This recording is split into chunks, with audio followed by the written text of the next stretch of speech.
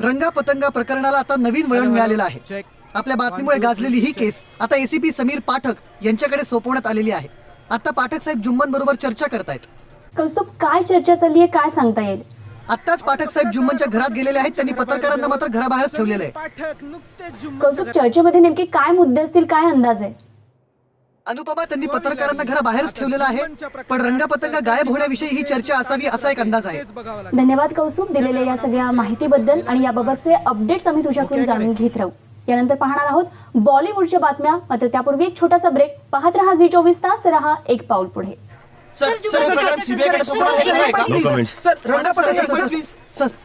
Sir, या प्रकरणासंदर्भात एक महत्वाची माहिती द्यायची. अच्छा, बोला.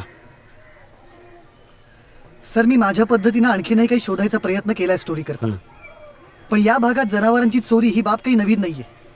बहुतेक कुठल्याच तक्रारीचा पिच्छा पुरवला जात नाही. 2 दिवस कंटाळून तक्रारदारी त्याच्या मागे लागत नाहीत.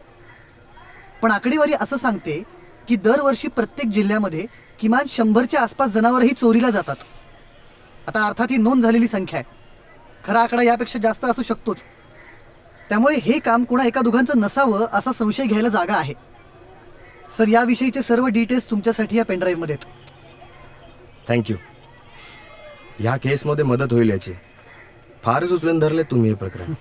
TRP वाढलेलं दिसतोय तुमच्या या बातम्यांचं. आणि आता याला अल्पसंख्याक अँगलही आलंय ना साहेब. गृहमंत्र्यांचं काल स्टेटमेंट आहे, 3 दिवसात रंगापतंगा शोधून काढू म्हणून. अहो, 3 दिवसांनी तुम्हालाच कुठली तरी नवी बातमी मिळेल आणि तुम्हीच हे विसरून जाल.